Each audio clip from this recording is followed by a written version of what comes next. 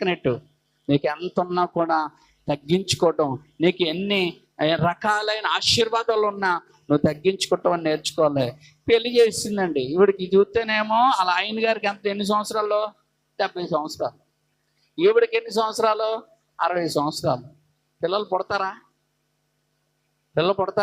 పుట్టరు. ఈవిడికి గర్భసంచి కూడా ఉడికిపోయింది. అప్పుడు అన్నది, నాకు పిల్లలు పుట్టట్లేదు కనుక ఈ దాసీవి నువ్వు ఉన్నావు కదా, మా ఆయన దగ్గరికి వెళ్ళి నువ్వు చిన్న భార్యగా నువ్వు మారుదు కానీ, ఎందుకంటే నాకు ఇంకే పిల్లలు లేరు కదా అని అలా ఆయన నొప్పించి ఈవిడ్ని అలా ఆయన దగ్గరికి పంపిస్తే వాళ్ళకు ఒక బిడ్డ పుట్టాడు.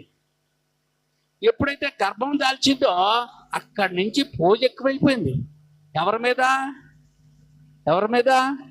యజమానురాలి మీద. ఇలా చూస్తుంది, ఏంటి అన్నట్టు చూస్తుంది. ఏంటి ఇన్ని రోజులు అమ్మగారు అంటే అమ్మగారు అనక్కర్లేదులే, అక్క అన్నవే, ఏం కావాలో తిను, నీ ఇష్టం అని ఎంతో ప్రేమతో చూపించిన ఆవిడ ఇప్పుడు ఏమైపోయింది? చేదైపోయింది. ఆవిడ బిడ్డ పుట్టగానే ఇంకా దారుణం అయిపోయింది.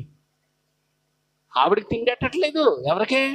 యజమానికి తిండెట్టట్లేదు. యజమానురాలకి చిన్న చూపు చూస్తుంది, సైడ్ డైలాగేస్తుంది, తిడతా ఉంది, ఇవన్నీ ఓర్చుకుంటుందండి. వాళ్ళ కొడుకు కూడా ఆడికి ఏం చెప్పింది, రే నువ్వు ఆవిడ పిలిస్తే వెళ్ళకు, నువ్వెవడతావే అను, నువ్వేంటి అను, నీకు నాకు సంబంధం లేదు అను అని ఆ చిన్నపిల్లడికి ఏం చెప్పింది?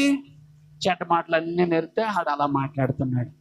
అప్పుడు ఈ ఆటం మొదలెట్టింది. ఎవరో? ఆ యజమానురాలు ఎవరో తెలుసా? ఆ యజమానురాలు పేరు సారమ్మ గారు. ఆ యజమాని ఎవరో అనుకుంటున్నారు? అబ్రహాం గారు. ఆ దాసి ఎవరు అనుకుంటున్నారు? హాగరు. ఆ పుట్టినోడు ఎవరు అనుకుంటున్నారు? ఇస్మాయేలు. అప్పుడు ఏమందో తెలుసా? సారమ్మ, నా ఉసురు నీకు తగులుతుంది. చూడండి ఏమంది? నా ఉసురు నీకు తగులుతుంది. ఆగరావు, పొగరపోతుగా మారేవు కదా, నా ఉసురు నీకు తగులుతుంది అని చెప్పి అలా ఆయన పిలిచింది. ఏమండి, అబ్రహాంకి అలా ఆవిడంటే చాలా ఇష్టం. ఏమండి, ఏంటి చెప్పు? అర్జెంటుగా ఆవిడ్ని తీసుకెళ్ళి అడవిలో వదిలేండి. ఇంట్లో ఉండడానికి వీల్లేదు, ఆవిడే ఉండకూడదు, వాళ్ళ కొడుకు ఉండడానికి వీల్లేదు.